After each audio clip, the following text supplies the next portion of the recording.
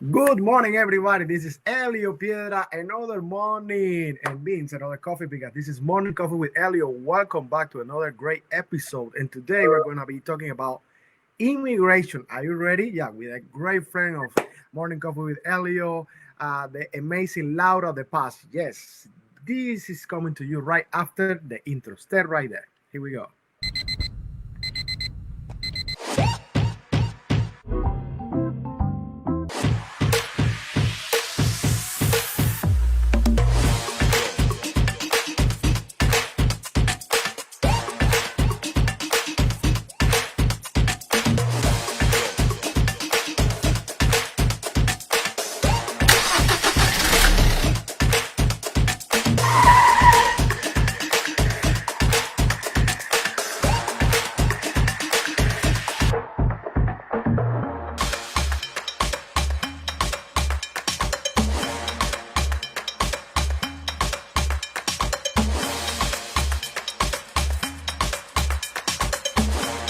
Get up, baby, this morning. This is Elio Piedra. Another morning means another coffee because this is Morning Coffee with Elio. This is going to be a great day. We have a fantastic guest.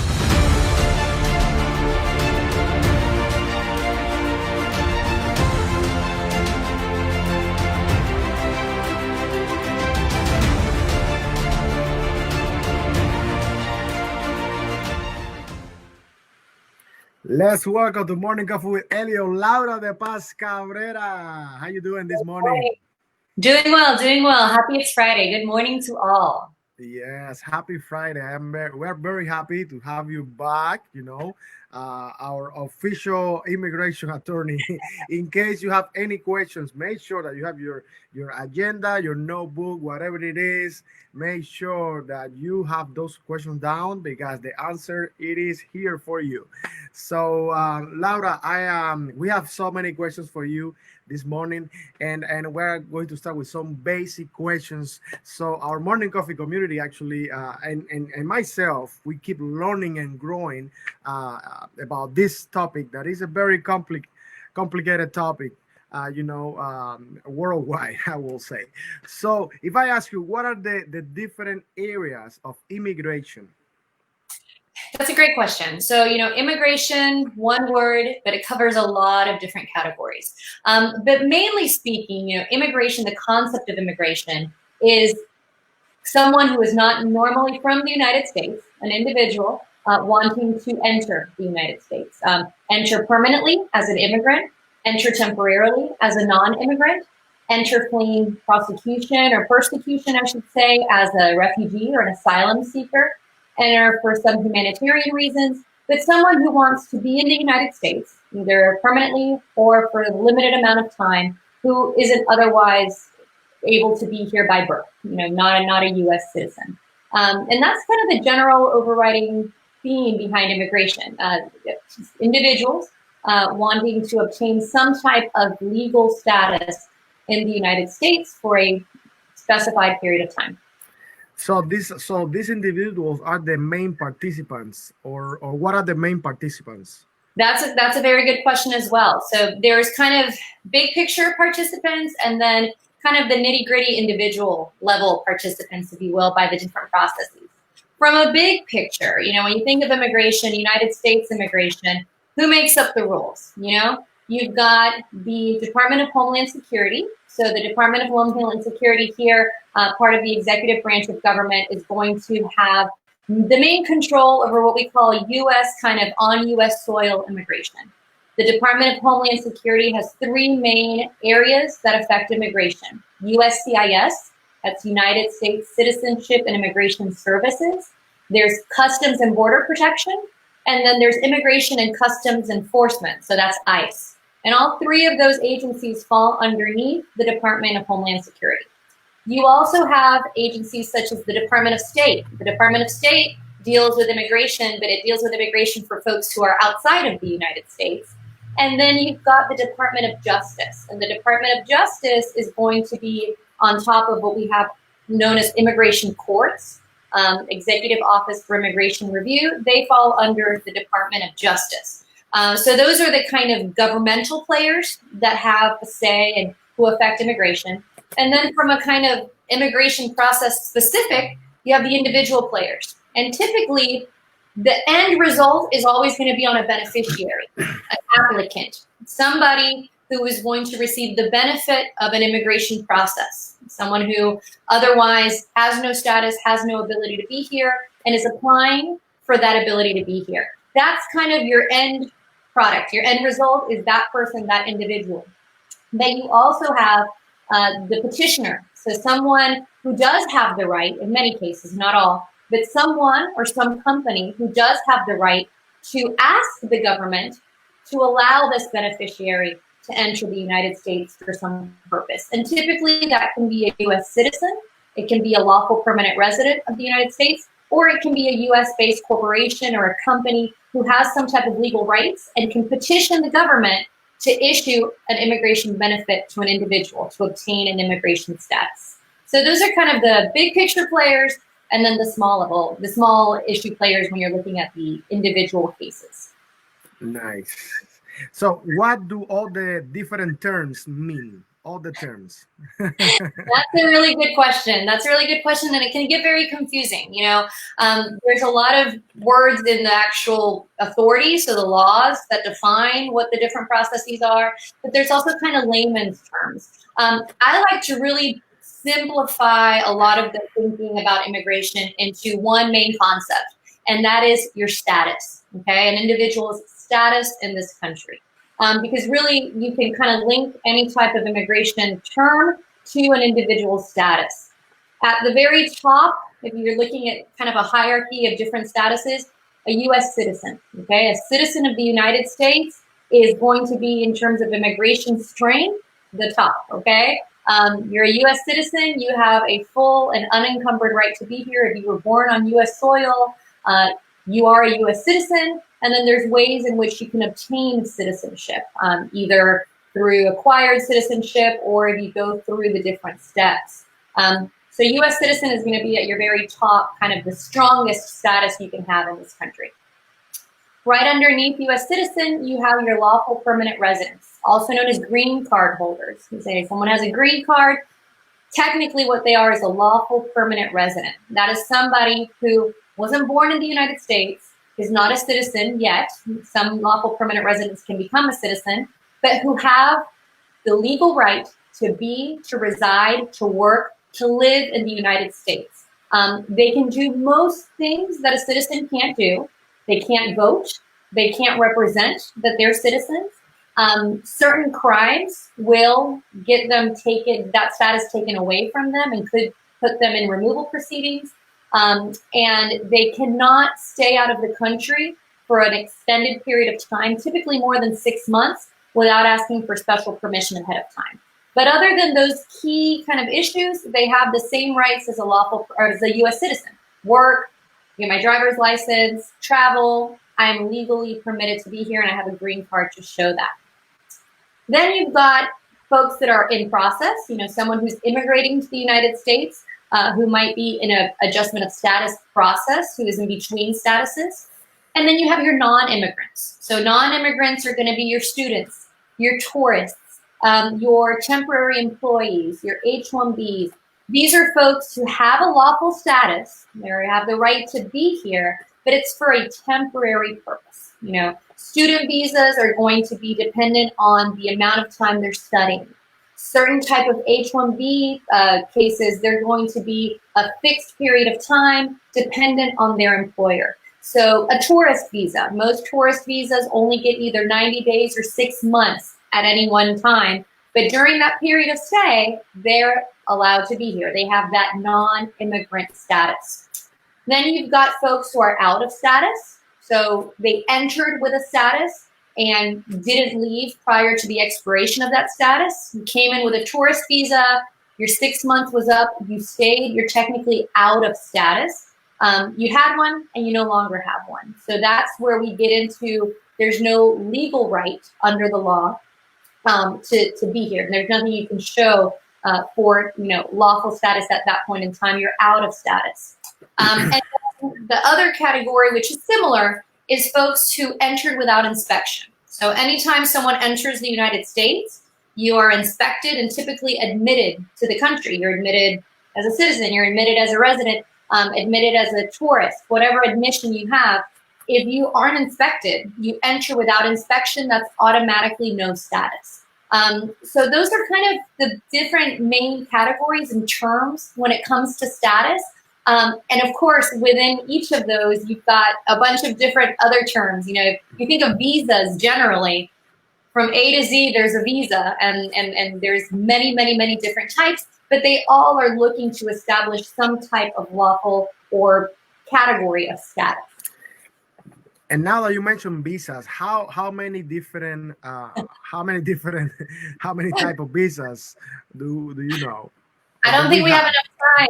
We don't have enough time to go through all of them. But there's a vast array of visas, different types of visas for different types of purposes. There's an immigrant visa is kind of its standalone category. An immigrant visa is once you enter with that immigrant visa, you become a lawful permanent resident. So that kind of stands on its own. But then any other type of visa is going to generally be a non-immigrant visa, temporary visa. You've got your B1, B2, your tourist visas, your temporary visas, your F1 student visas. There's diplomatic visas. There's temporary employee visas. There's intercompany transfer visas. There's extraordinary ability visas, athletes, artists, entertainers. So there's an abundance of different types of visas. We call it alphabet soup in the immigration world. There's, a visa, and some visas, you have your H, but you have your H-1B, your H-2A, your H-2B, your H-1B1. There's a lot of letters. We're always making sure we know our alphabet in the immigration world. Lots of different types of visas. That is fantastic. So what are some of the main ways, because we've been explaining about all these different terms and different documents that people need, but the main ways that people can use to immigrate to the United States? That's a really good question, and one that we're most commonly asked. How can I become a lawful permanent resident of the United States? What can I do to legally immigrate or to become legal here in this country? There's several different ways, and we have a fixed amount of time, so I don't want to delve too deep into all of the possibilities. But really, the main two are either through family or through employment. Okay. There's other if you ask for asylum and you're granted asylum, you can eventually become a lawful permanent resident. Sometimes you can do a cancellation in court, and I'm not going to delve too deeply into those. Really, family or employment. And the concept in either case is you have to have, most of the time, a corresponding petitioner. So I'm a person who wants to immigrate. In family-based cases, I have a family member who, under the law, has the right to petition for a visa for me to use. And once that visa is approved, I can then use that visa to lawfully immigrate to the United States. Same way with employment-based visas. There's a US-based employer, a company, who can demonstrate a need to the Department of Labor that they need an employee and they haven't been able to find one here. And that's a very tough process. And if they do that, if they prove and they go through all the steps that I can't find an employee, I need someone from abroad, then they can petition as a US-based company. They have the right to petition for a visa for that employee to enter. So family-based and employment-based. And then each kind of category has its kind of intricacies in between, and things that are kind of important you're thinking about, or you have family members that you're thinking about. Now I am thinking that every single country, I bet, is different, right? If you're coming from a country, let's say, if I came from Cuba, and I can, for example, speak on my behalf, because I came from Cuba and I know I came with a fiancé visa. But let's say someone who wants to bring her fiancé with a fiancé visa from a different continent, let's say from Asia, is the same process, or it doesn't really matter where you're coming from? Generally speaking, it's the same key steps. So in that, just to give you an illustration, in that situation, I'm a U.S. citizen. Only citizens can petition for fiancés. Residents, green card holders cannot. I'm a US citizen. I've fallen in love with someone who lives in China, okay, somewhere in China, and I want to petition for them as my fiance so that they can come, we can get married, and then they can become a lawful permanent resident. The key steps are the same. As a fiance, I first have to file a petition here in the United States with USCIS. And in that petition, USCIS wants to know very, very few amount of things. One, do I have the right to petition for this person? Am I actually a US citizen? I have to show evidence to prove that. And number two, is the relationship upon which I'm filing this petition, is it a real relationship? I mean, is this really my fiance? In fiance cases, absent exigent circumstances, they're going to require that I have seen them in person at least once in the last 2 years. And we're going to have to provide evidence that we WhatsApp each other all day long, or that we're FaceTiming each other every night before we go to bed, or that we've seen each other and taken trips. Because, you know, it's no government secret that immigration is an area that's ripe for fraud. You know, it's really easy for someone to say, oh, that's my fiance, wink, wink. And unfortunately, a lot of people historically have done that. So now every single immigration process is very, very highly scrutinized. Fiance cases are very scrutinized. Spousal cases are very scrutinized. And in fact, parent-child cases have become very, very scrutinized, especially in some countries where the practices for filing a birth certificate, for example, aren't as regulated. You know, countries where it's sometimes easy to find a birth certificate that says that I'm your mom and this is your dad, and I'm going to petition for you based on that. Now we've seen a lot more cases where USCIS is asking for DNA tests, asking for letters from people who were at the birth or who knew about the birth or who can attest to the relationship. So the evidence you've got to submit is high.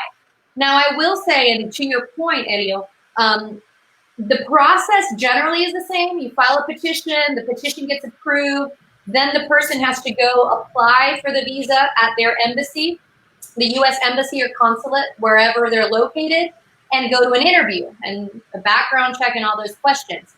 Some consular posts, some countries are much more difficult than others because of various different factors. You know, among immigration lawyers, there's certain countries, there's certain consular posts that are extremely, extremely tough on fiancés. You know, you better have your relationship documented.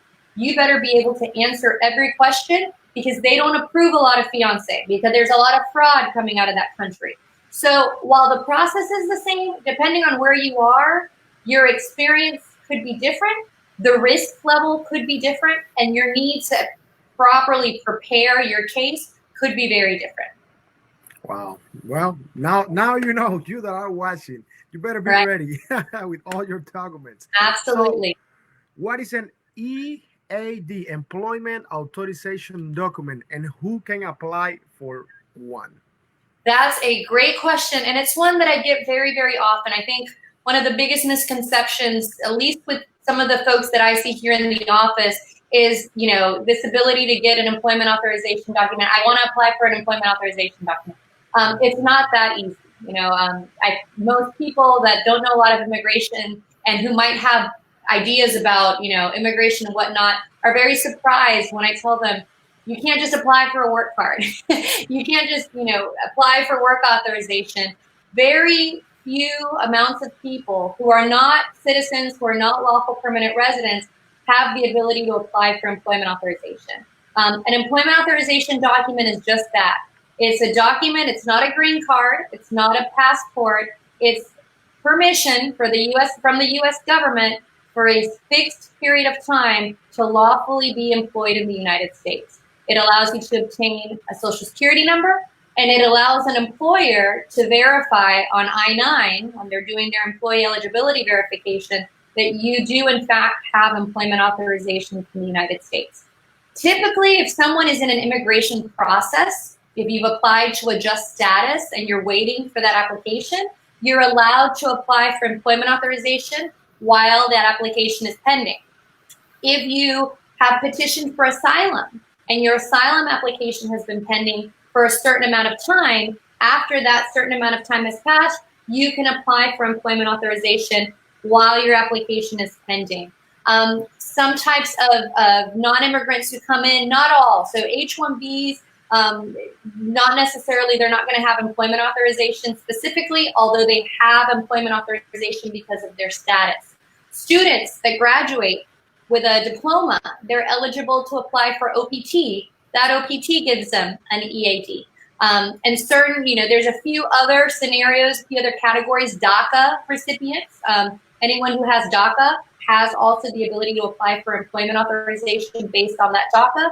But it's a very select amount of folks, depending on their situation, that can apply for an employment authorization document. There's no kind of catch-all category where I can just come off the street and say, I want to work, let me apply for a card. You have to be able to tie it to your status and tie it to a lawful basis.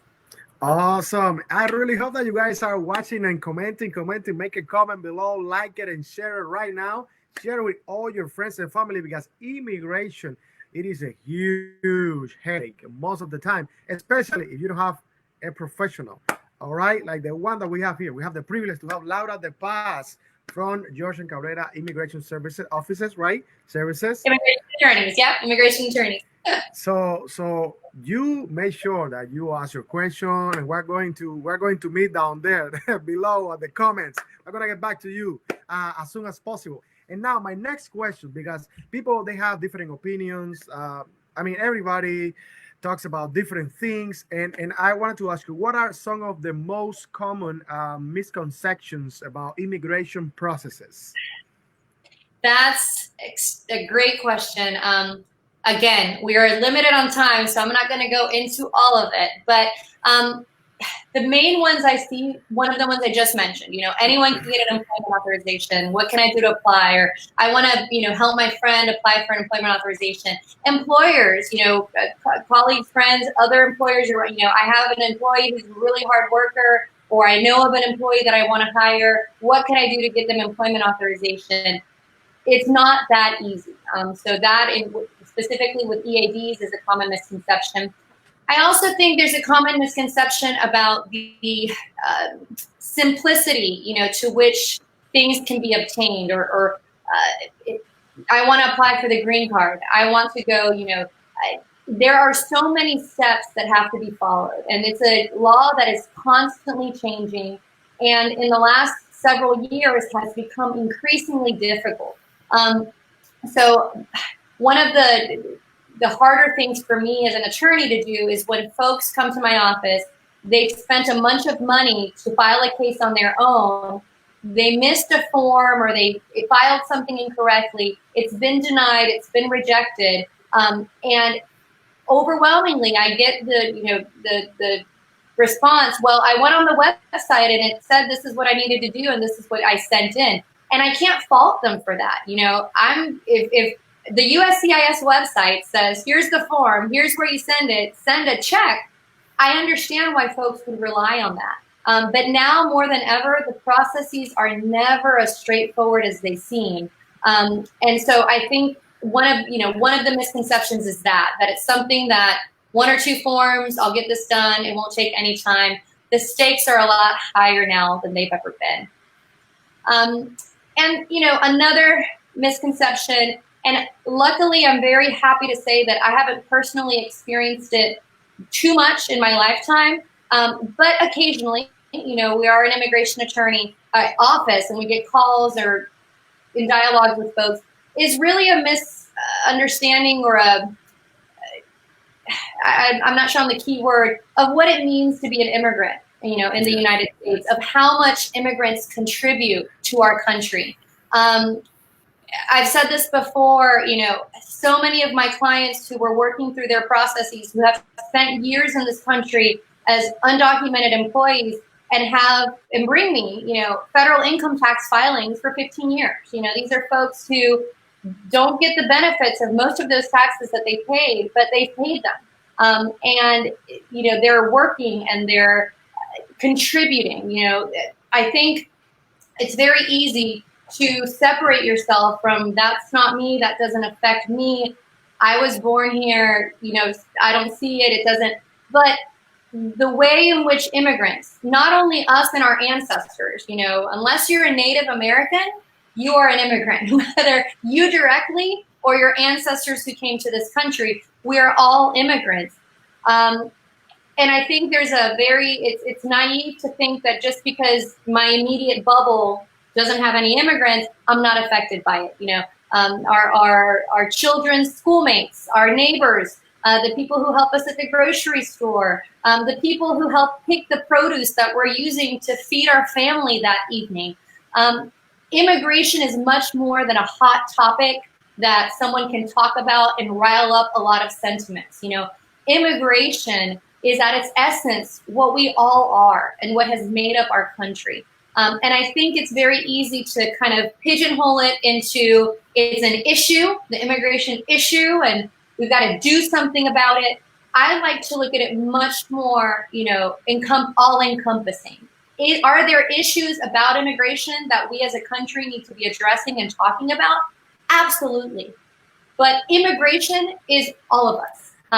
And the sooner we kind of all get to that, I think it'll make looking at the issues with a much more clearer and more focused perspective.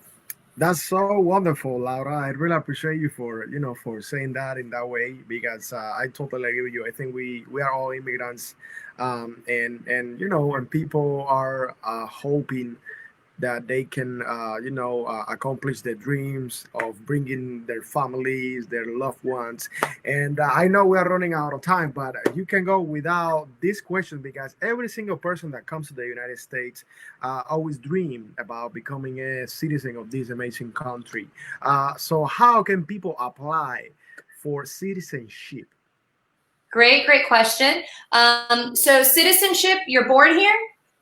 Number one, that's the easiest way to become a citizen, being born in the United States. Yes.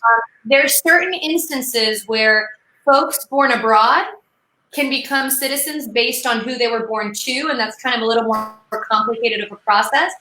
Certain minor children, if their parents become citizens while they're a minor child and they immigrate to the United States, they immediately become a citizen upon arrival as a lawful permanent resident.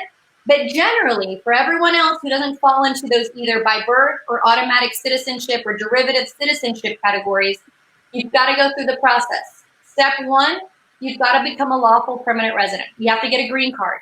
Green card first. For most folks, once you have that green card, in 5 years after you've had that green card, provided you're eligible, you've paid all your taxes, you never registered to vote, you haven't been convicted of types of crimes, you can apply for naturalization. You naturalize to a U.S. citizen.